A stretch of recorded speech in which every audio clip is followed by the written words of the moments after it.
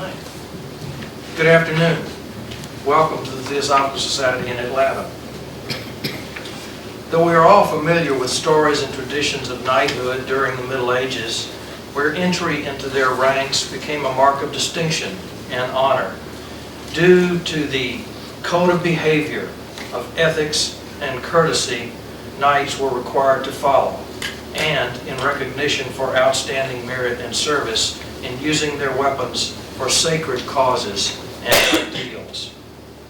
But are we familiar with the evolution of knighthood into the present era, where the modern-day knights champion right against evil and never surrender or flinch in the face of the enemy, and to protect the pilgrims on the way to the Holy Land of higher consciousness, and the representatives of the spiritual world as they go about their business of stimulating interest in spirituality where there is need. Our speaker today is well versed in these matters and in many related matters as well. He leads, I think, a productive and busy life in teaching Asian disciplines through classes and lectures on a variety of topics relevant to our particular pursuit of truth through the study of theosophy. So please welcome to speak to us today on the original Knights of the Temple, the first attempt at combining deep spirituality with the way of the bodyguard, Alan Pittman.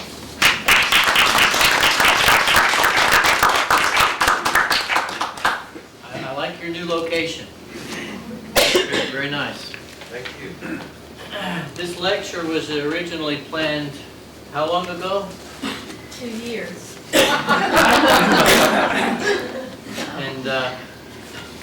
And you left and I left and we all left. Okay. So,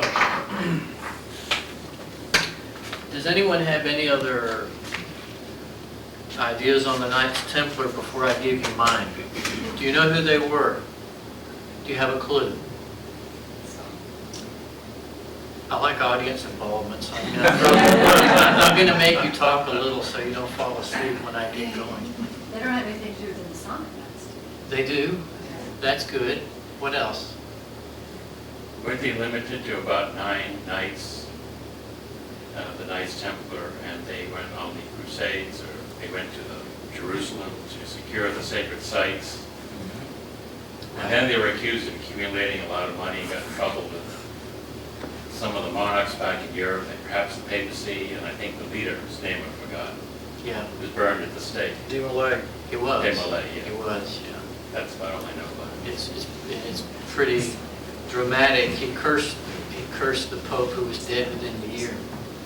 And the royal family, all of whom died within 2 years. And there's a plaque by the River Seine near the island where he was burned. It's still there. You can go and see it. If you go to Paris now, you can see where this happened. So that's sort of a sacred pilgrimage for some of the people in the Masonic orders, because the Masonic orders have a rank called the rank of Templar, and they use some of the Templar rituals within some of the Masonic orders. So Templar means temple. So these men were Knights of the Temple. So the question is, what temple? So what do you think? Jerusalem. Yeah, it's the temple in Jerusalem. And they were originally gathered together to protect pilgrims who were on their way to the temple. So the road from Damascus to Jerusalem was so dangerous that it was littered with human bones.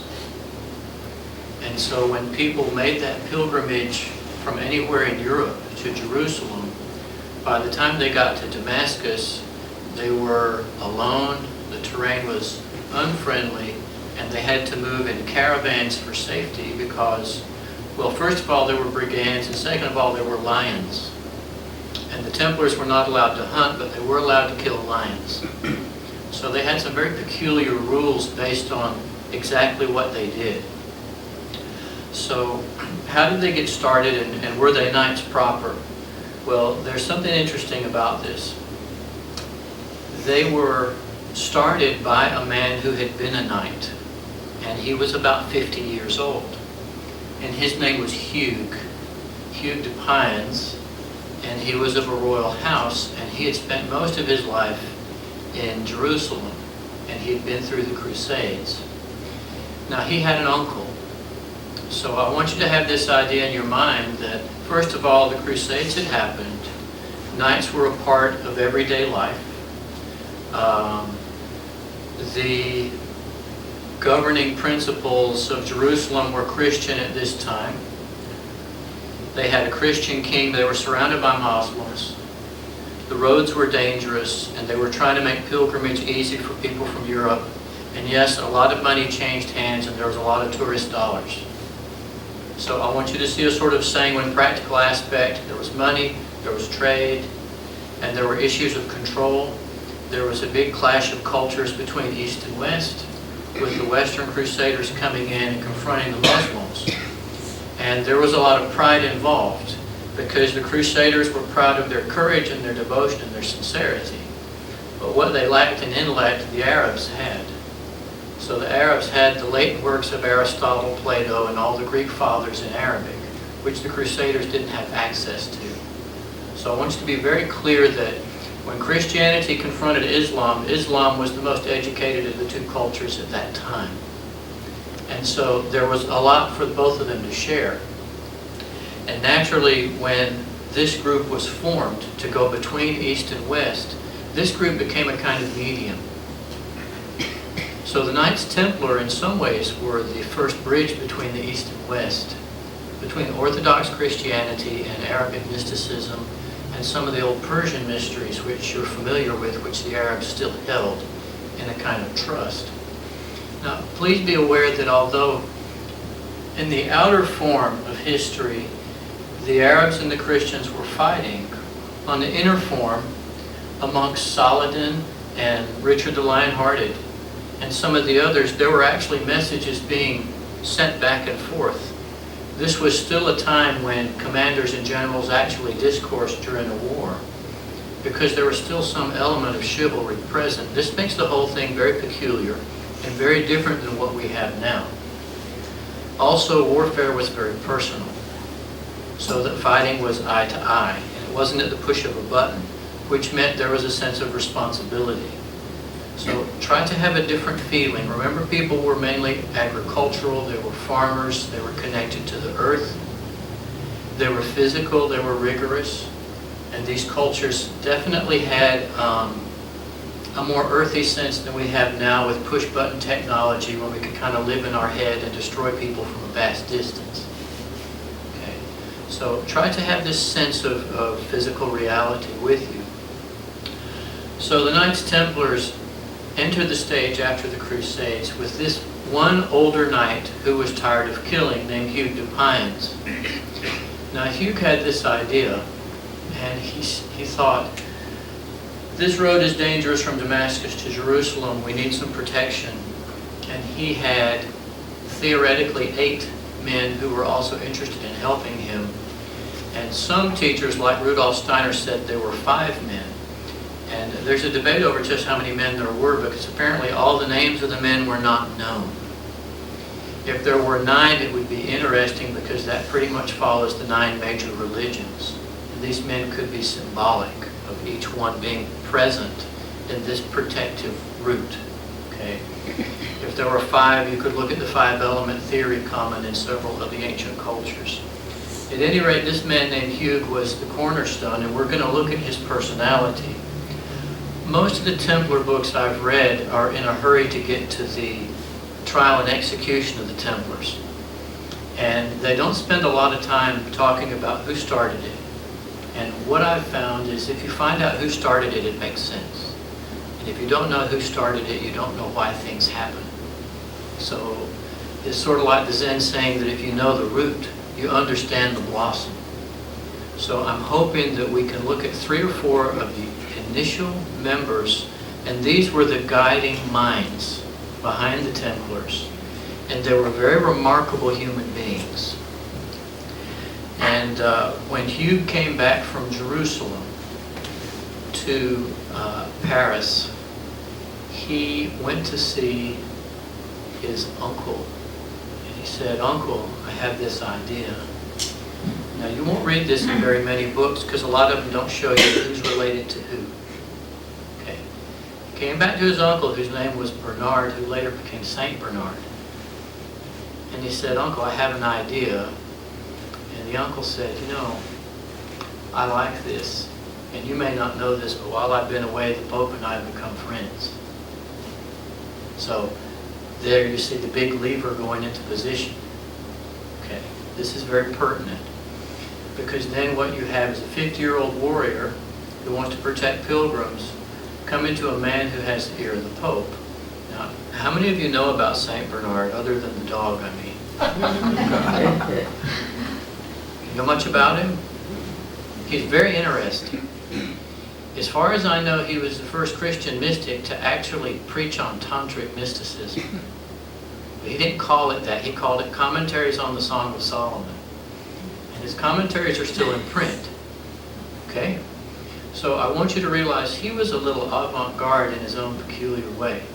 And we're looking at around the year 1100, 1120, if you need a kind of historic basis. And he wasn't a saint at that time. He was just a slender man with red hair and a big bald spot, because that's the way they had their hair cut back then. He was excessively cerebral.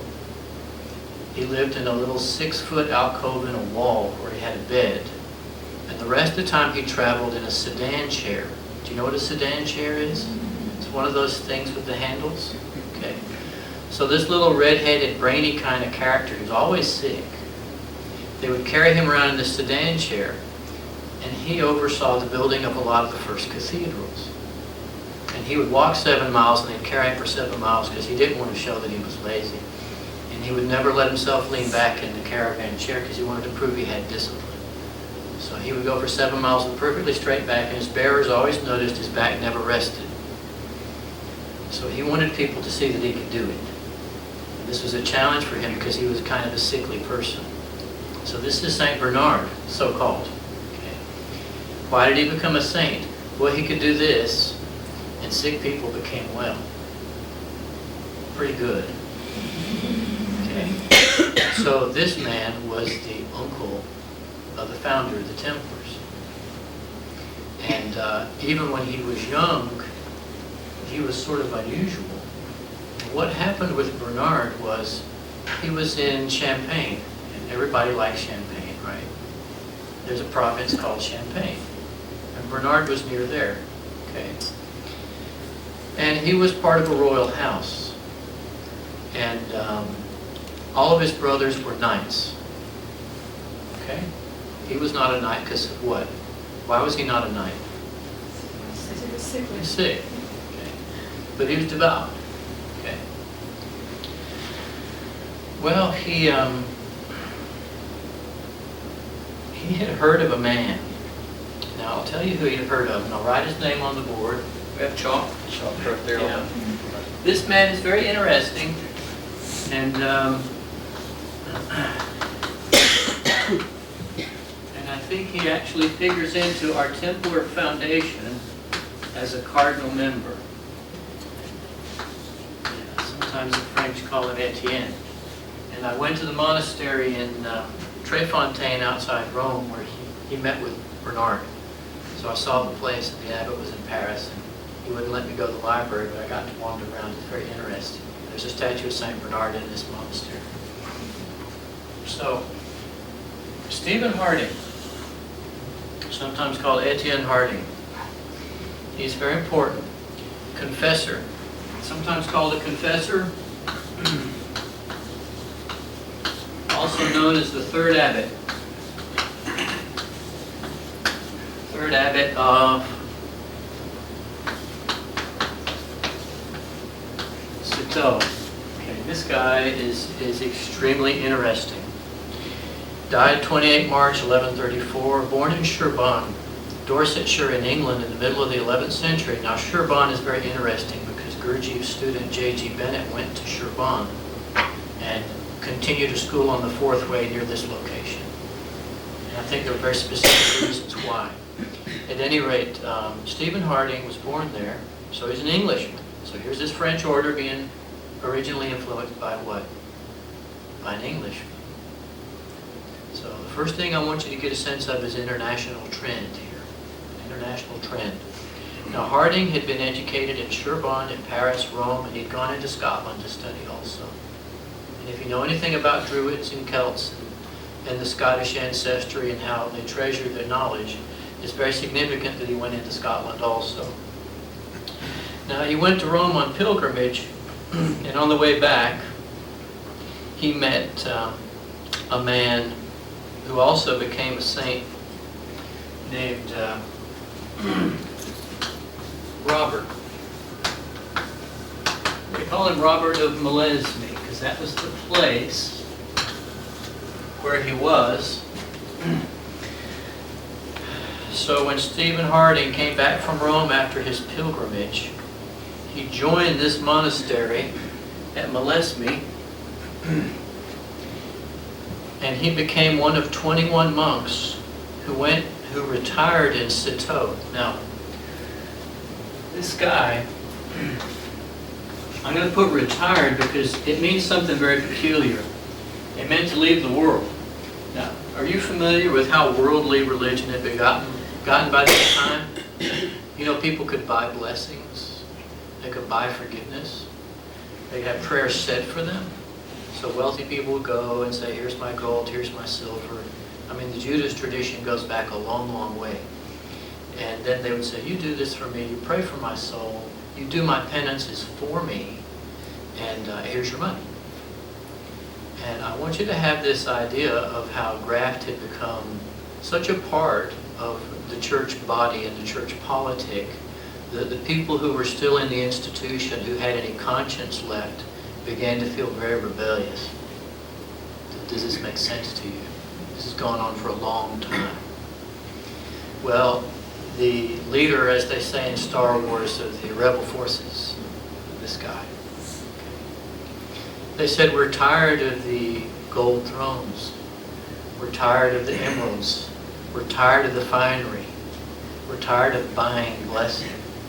We don't think what you're doing has to do with the God that we feel in our conscience. And they felt very strongly about this, so they retired. So they stepped out and they formed a little community. Stephen Harding and Robert Molesme, there was 21, and they started this Reformed order, which is now known as the Cistercian order. And it had no name initially. It was just known that the king would give them land he didn't want. It was swampy and it had cattails in it. And those were called cisterns. Okay. So sometimes it's called the Order of the Cattail, which just means a swamp weed. And sometimes it's equated to cistern as in vases of water. Now the interesting thing about these Cistercians is they lived off of bread and roots. Steiner has a lot to say about root foods and how they affect the brain. But I want you to know how sincere these people were. There was 21, most of them died. Okay. They refused help. They said, we're going to prove that faith is the ultimate substance of all things. We're going to prove it. We're going to die proving it if we have to. So I want you to have the sense of very strong-willed, almost horrifically rebellious, sincere spiritual people who've decided to set something straight and to make an impression. So this Cistercian order was established, and they're working away, living off their bread and roots and saying their prayers every day, and that's all they do, and they live in rags. And they start dying. Okay. So it's very interesting that what you see is the formation of something Mr. Boughton always talks about, and that's the first lesson of all occultism is concentration. And when he talked about alchemy, he talks about things in a retort and how you seal the top and you steam and boil and things inside become hot and start to super refine like coals. And this is how you turn lead into gold, right? But first you have to have a sealed retort and you have to have concentration. So I want you to see that you have a sealed retort and you have concentration. Does this make sense to you? It's psychological, but it's just as real. And they're going on like this. Now, Robert became respected enough to where he returned to Molesme and left Stephen as a prior under another abbot, and they set up 2 monasteries. So Stephen and Robert worked together, prayed together, ate roots and bread together, got something done, split up, started 2 monasteries. Okay. Now, the austerities were rough, so when Stephen took over one of the monasteries from the abbot, the Duke of Burgundy offered them some financial support under one condition. And they said, "What's that?" He says, "I want to come see the cloisters. I want to come see where you pray. I want to come in my robes and my finery and walk around and evaluate what you're doing and see if it's worth my money." How do you think they felt about this? Sacrilege. Yeah. Because he really represented everything they resented. Does this make sense to you? So Stephen said, he basically said, "Go to hell." Not exactly like that, but he might as well have said it that way, because what happened is the Duke withdrew all his financial support. So they had a hard time getting their bread, and the monastery fell into poverty. This is about 1112. And it was so bad they had to beg alms because the local community wouldn't support them because the Duke had turned the community against them. You know how politics are in the office? Yeah. How it is in the corporation? People talk, things happen. I can just see the Duke. Well, they're doing very fine work, but I'm afraid I cannot be sympathetic due to personal reasons. Nudging and elbowing and everybody thinking, "Oh my." And he may have said some offhand things like, a bunch of men living together. I don't know. People can create all sorts of situations with a wink and a nod. At any rate, these people were left totally destitute. So they're out begging, and I don't have my notes here, but I think about half of them died.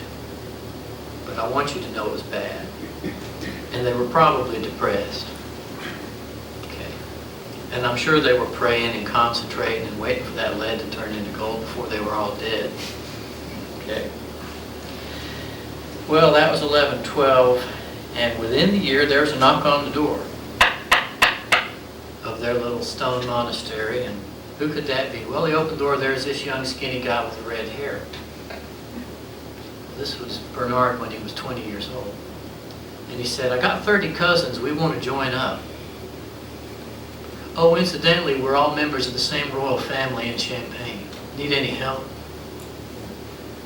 Don't worry, we left the little brother in charge of the money."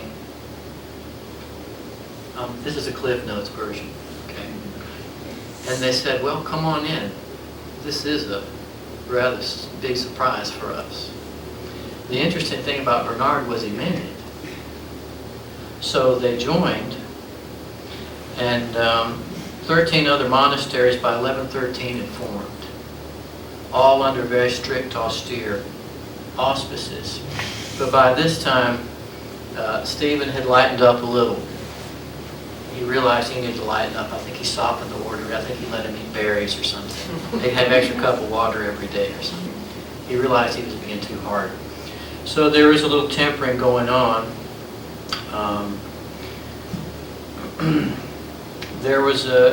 Stephen was an interesting guy because he organized chapters, visitations, and he drew up a charter. And that charter became the charter for the Cistercian order, the how-to and what-to. And what I wanted to mention about these Cistercians is they were our first ecologists that I know of, other than Adam and Eve, of course, who were taught to spread the garden, but we forgot about that and spread buildings and parking lots instead. But these guys, they were on the ball, and let me tell you what they would do. Since they were a strict order when they built a building, no gargoyles, okay, no fancy little flourishes, no leaves, no Corinthian columns. Everything was sort of Doric and plain. But they were masters at one thing: where the rainwater went, this is really interesting. If you go to these old monasteries and look at the troughs and gullies and the way that it's landscaped, and they could control all the water because they lived in a swamp. So first they had to be masters of drainage, and then they didn't want it to flow back up, so they had to be masters of gutters and gravel and troughs and gullies. So it's a study in architecture and landscaping, and all their buildings are very, very beautiful, but very plain. But if you look at the details of how the water hits the building, it's amazing. Now, I'm telling you this because there's a place in their Arab tradition called the Alhambra. Have you heard of this building called the Alhambra? Now, the Alhambra is interesting because I think it's in Spain. It's very Islamic, but even the banisters on the stairways have canals, and the whole place has a floor that's one giant living fountain. And everywhere you go, there's running water, even on the handholds, everywhere, but you don't get wet.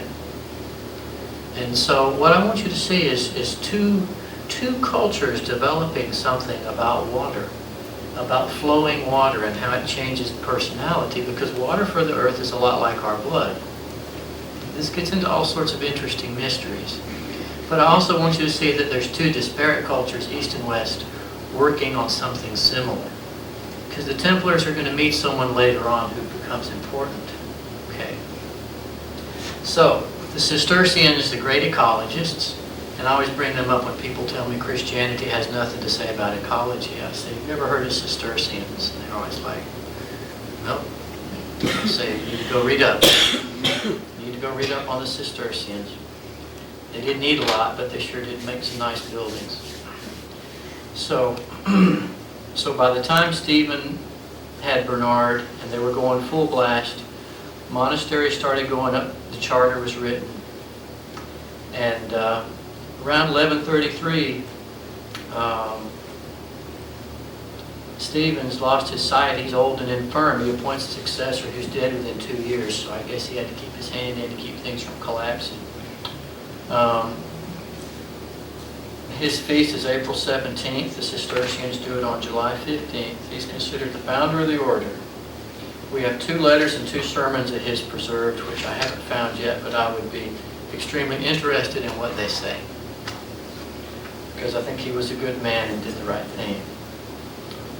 Stephen Harding, distinguishing features. He performed the Psalter daily while crossing Europe on pilgrimage. He had a specialty, ancient Hebrew. Now, this is very significant because you've got to realize how difficult it was for a man to learn a foreign language at that time. And I think it had to do later with what the Templars did, this knowledge of Hebrew.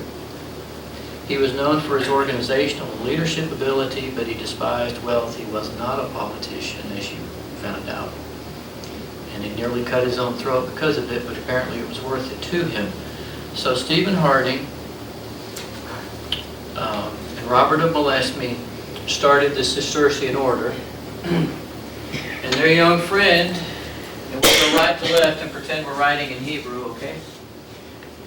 These 2 people were the great motors, the great engines behind Bernard. And usually when he was at a meeting, either 1 or 2 of these people were in the background with the other bishops. They're like the wings of the dark wings of a raven, just silently being there. And I want you to realize these men were obviously not interested in fame or notoriety, but they were very interested in this guy because they saw talent. They said, this is the guy. This guy's got some talent. So they backed him. And what he became was probably the single most significant figure in the history of Europe for 200 years. That's saying a lot. Bernard could talk to everybody. He could heal by making the sign of the cross. And he was constantly proving to people who watched him that he could walk the talk. Very interesting man. Extremely intense. I'm sure he could be unpleasant. Some of the texts say he'd go around to the cathedral builders and chastise them for starting to get too ornamental. Oh, don't bring that paganism in here. We want devotion, not paganism. Simple and clean. So the masons and the carpenters, they'd have to circle around back and carve things out on the backs of stones. They get their little symbols in. So if you go to some of these cathedrals, you walk in, you won't see a lot of symbols on the walls, but if you look on the edges of the doorways, or on the flip side of the frames of the molding, and you'll see all sorts of little people jumping around in funny geometric figures. And it's very interesting, because I could just see Bernard, saying, keep it simple, and these guys, because they all had their own little agendas. And the best example of this is the cathedral in Santiago in Spain, which has virtually every emblem you can think of in it. It's like someone dumped alphabet soup in stone. It's a very peculiar place. But Bernard was playing against all those old influences. He was one of 6 children. Now, he had a dream as a child. It was Christmas Eve, and he saw Christ in the manger. And something fixed in his mind. And he wanted to know how the Word of God could become flesh. This became Bernard's chief thing. How do you get a spiritual thing physical? How can you make something you believe come real? This is a mystery. Now, this became his dominating theme. So if you add that red hair and that sickly body and that intense character to this sort of dominating theme of how can you make spirituality physical, you can see why he'd say to his nephew, who was an old knight, I think that's a good idea. Does that make sense to you? And all I'm trying to do is trace primary influences. There's boatloads of details that could help on this. So he had the dream, Christ in the manger, mystery of the Word made flesh, educated by the Benedictines in grammar, logic, rhetoric, the usual short cathedral curriculum, which incidentally went up shortly after his death. The interesting thing about Bernard was his interest in Judaism. And this put him at odds with a lot of Europe. He had a great respect for Israel. And I have a hunch that it came through Harding, who was the Hebrew scholar. That would make sense to me. That would be his first exposure.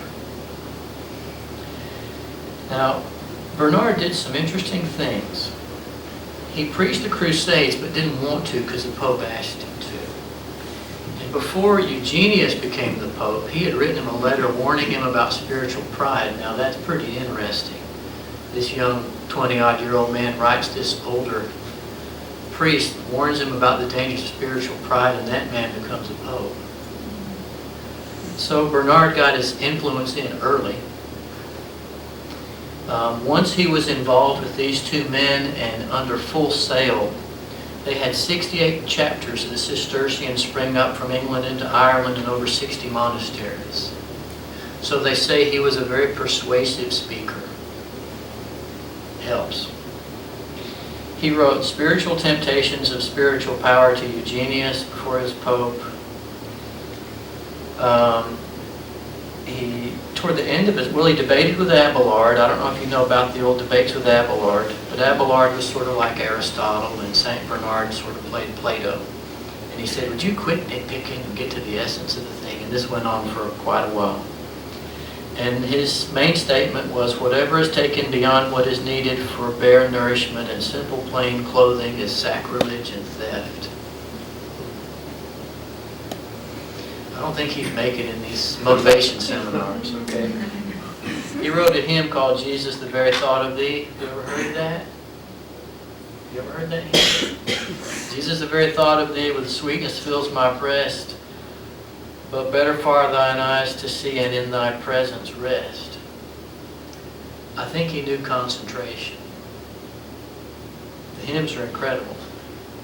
Toward the end of his life, Metz and Lorraine, those provinces were fighting, and he was getting tired. And they said, would you come talk to them? And he went, and he got talked to the leaders and all the people around with their pitchforks, and he said, you guys cool it. He stopped the Civil War in France by talking to both sides. And he established his reputation to modern people mainly through that commentary on Song of Solomon, which, like I said, is the first hint of Tantricism in Christianity. If you go to the Trappist Monastery in Conyers here, you can buy the text of St. Bernard. Because to them, he's still alive. He's one of the founders of their order, so he's a very real figure. And you'll get a certain feeling when you go there.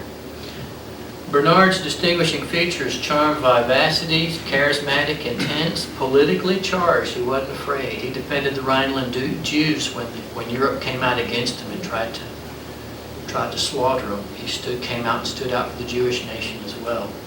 So he had the ear of the Pope.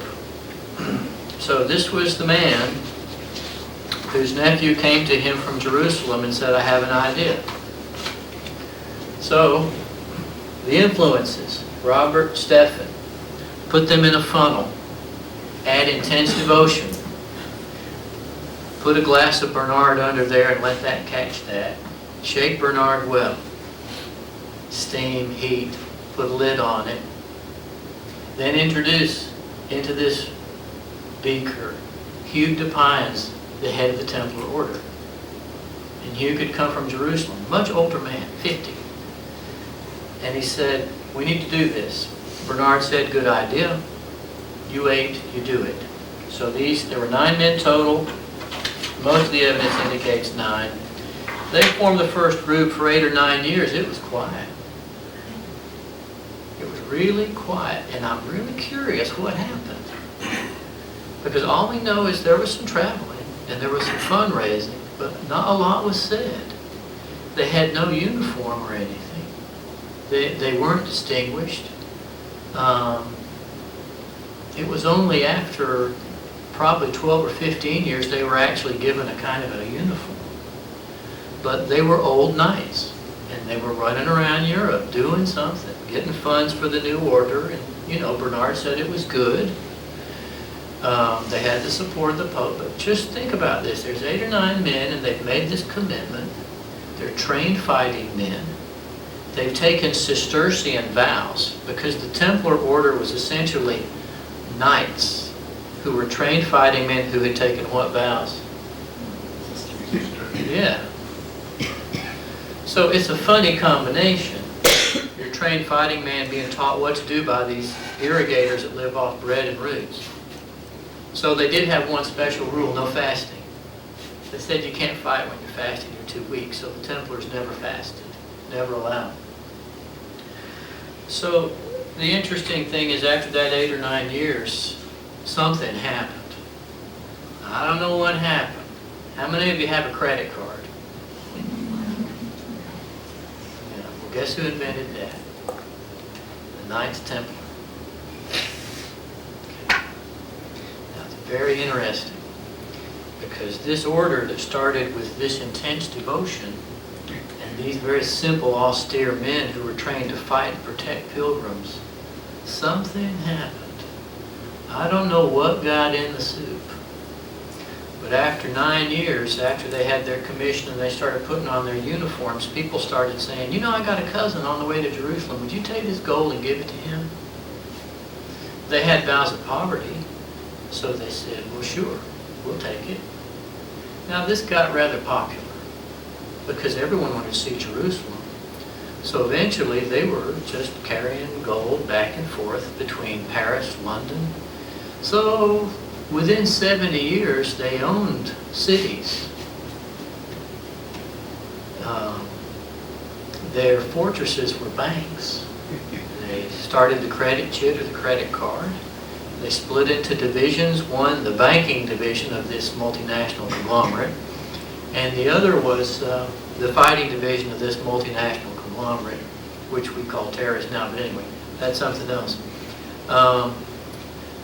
So my supposition is that someone had undue influence that virtually changed the motives of the order, because they went from a poverty order to almost an order that was consumed with the control and flow of money and gold.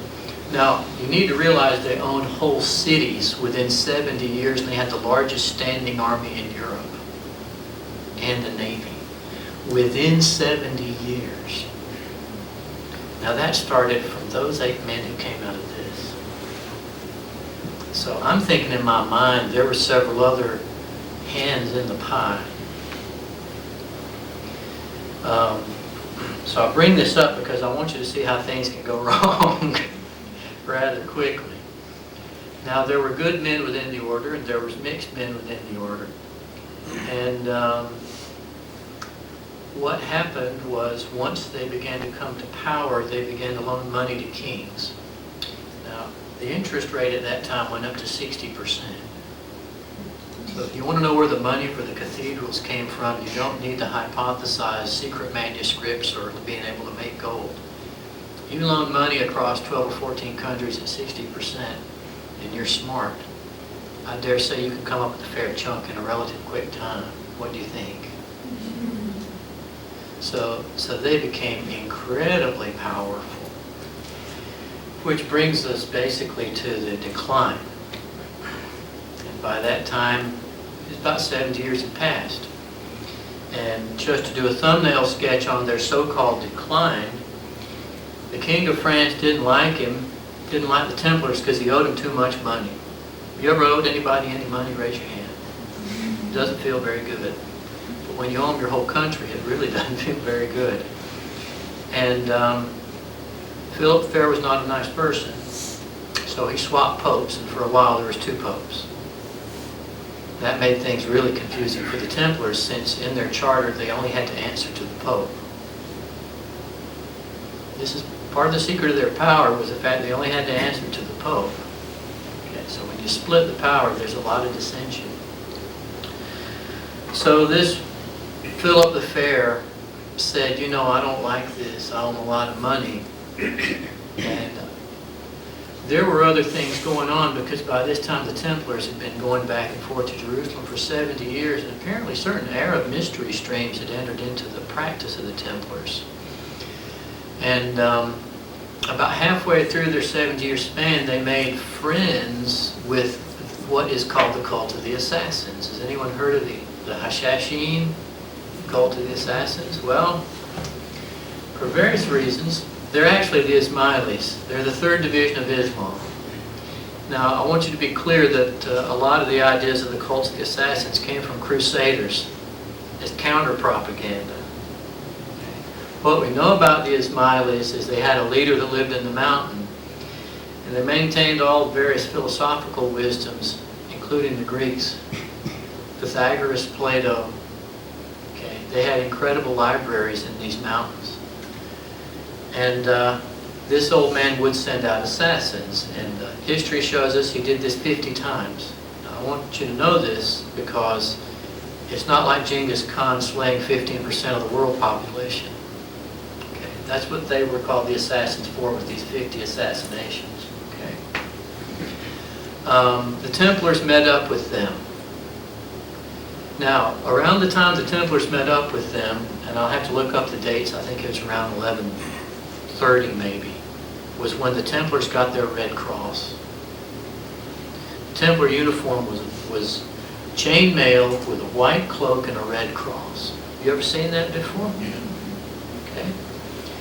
That happened right after they met the Ismailis, the assassins. Now the assassins have chainmail, a white cloak, and a red crescent. Okay? And we have proof that the Templars were given tours of the libraries and some of the study centers of the Ismailis. So apparently words were exchanged, and they would even give the Templars pen and paper to study. If there's anything here you're interested in, you may have heard of the Greeks, they're interesting. So that seems to be where a lot of other influences came into through the Templars, who again were running back and forth east to west all the time. So other kinds of teaching were brought into Christianity. And I'm sure chivalry received a boost also, because the Arabs had special kinds of chivalry that came in from Persia. But I want you to know that what started out as a pure Christian stream of poverty, devotion, chastity, poverty, and obedience became influenced by money, and then by these other thoughts and ideas that were coming in. So the order is becoming more educated, more money controlling, buying up whole cities in Spain, huge fortresses, bringing in manuscripts, carrying gold, pinching kings. You can imagine the power of this. So I'm sure that after a while they were not well liked, because they were virtually the multinational corporation of their time. And that to me is such a contradiction from their starting point. It's amazing. So Philip the Fair in France said, I've had enough of this. I think these guys are up to something. So charges were brought against the Templars. Well, yeah.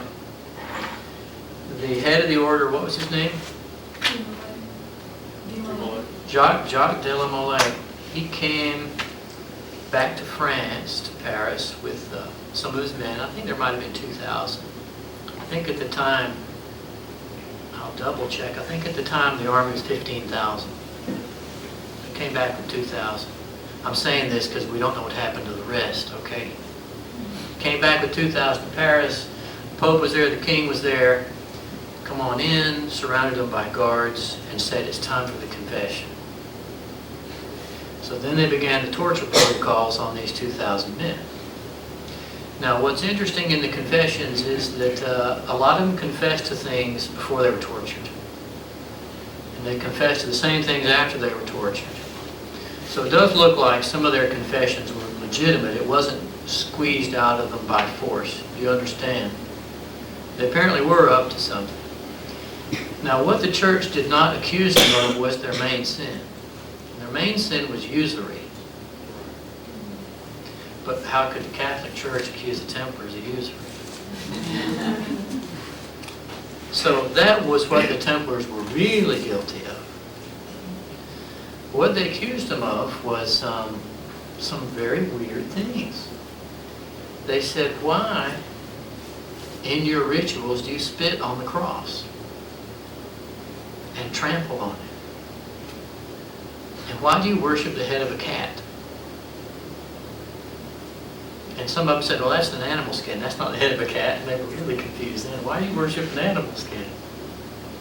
And why do you kiss each other? They said, well, you're not supposed to know about that. It's very interesting. Well, apparently, they had their charter, their Cistercian order, but when you became a Templar, they had their own subordinate kind of hazing like a fraternity. You know how fraternities take you through some sort of ordeal? When you became a Templar, you had to go through an ordeal. And apparently, it was pretty humiliating and pretty bizarre. There were various explanations, but they admitted they did it. They said, yes, we did that. But they were never really asked why they did it. It was never explained. So they got him on it. They said, that's not very Christian, spitting on the cross, kissing each other, and worshiping the cat's head. So when I heard that, I figured some of these old rituals had come in with the Ismailis from the Middle East. These were probably some old Arabic rituals that they had brought in for various reasons. There's nothing more confusing than a secret order with a secret order inside it. It's kind of like politics. It would work if there weren't so many secret agreements, right? If everybody just did what they said, the machinery would work and the wheels would turn and we'd have no more holes in the road. But that's not what happens. There's secret agreements, and this is what happens. And the Templars had an outside shape that was founded on devotion, but the nucleus shifted. The nucleus shifted into something very Arabic, something that could come in from Persia, something that could come in with old Gnosticism, maybe Manichaeanism. They're accused of all these things, and they couldn't quite make sense of all of it because they couldn't all read and write. They only knew that they did certain rituals in the beginning and never did them again. And most of them said, well, yes, we spit on the cross, but you don't get it. We don't mean that in our heart. That's because Peter denied Christ. We have to go through the processes of the disciples. There was all sorts of interesting explanations for why they did these things. But the church was pretty much, never mind. We've made up our mind. And Philip the Fair is whispering in their ear, guilty, guilty, guilty. So they ran the candles up and down their sides and screwed bolts through their knees and burned them at the stake. Friday the 13th, March. Okay? 70 years after their beginning. And the people in France were confused. So what happened to the rest? Well, England said, you know, you Templars, I think those French are kind of emotional. So England basically forgave them, but they sort of dwindled, but they owned most of London. Spain, they changed the names of the orders. Order of Santiago, Order of Jesus Christ. Some of the other countries, Teutonic Order, they changed the names of the orders. They said, okay, you're not Templars anymore, you're, so you guys are German, Teutonic. You guys are Teutonic Knights, okay? Yeah, we're Teutonic. Yeah. We're Teutonic. Will that get us in the French border? See our cousin? Yeah, we're Teutonic. So I want you to see that all these men came under different orders and dispersed, and this is also when Freemasonry first appeared, officially, was after the dispersion of the Templars. So there are theories that it was formed to basically form a protective group of societies so they could still move around. So that's very possible that that is where it came from, but it's only a theory. The Templars had a huge navy, the biggest navy in Europe. Guess what their flag was? You like this? Take a guess. It was the skull and crossbones. Those evil pirates. Those evil pirates on the seven seas, you know, fighting the English and the French. So there's your pirates, there's your Templars, there's your Freemasons. Meanwhile, Scotland is wanting independence. And the Scots have a, if you go to Bannockburn up on the field in Scotland, and I was there, I looked at it with a Scotsman. And he said, you know, they tell a real weird story about the Battle of Bannockburn, which was right after the Templar dispersal. I said, what was it? He said, well, the Scots were outnumbered and the English were coming onto the field. And they were fighting and it was a slaughter and the Scots were losing. And suddenly the English started losing. And I said, what was it? He said, well, they say that the women and children started helping. And I said, well, that's interesting. He said, yeah, but there was a lot of fog that day, and some say they saw Templar armory in the crowds. So it looks like the Templars had taken the navy up to Scotland, and they got Scots liberation. And there's probably a lot of this filed down in the Scottish Rite Masonry, which also is popping up about then too. So there you go. They were exterminated, they were Inquisition, but they still lived, they changed, they transformed, and they moved on. And the skull and bones got carried on either literally or figuratively into the order that the present president is a member of the Skull and Bones Society. So we have to ask ourselves, did the Templars ever die in the first place? Where are they? We're using credit cards. Their influence is still present.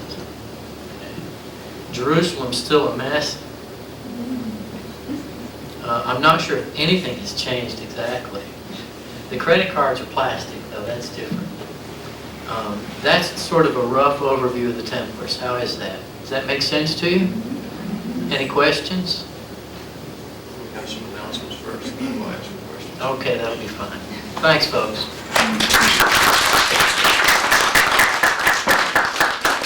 Thank you, Aaron, as usual, for a very unique perspective on our historical past.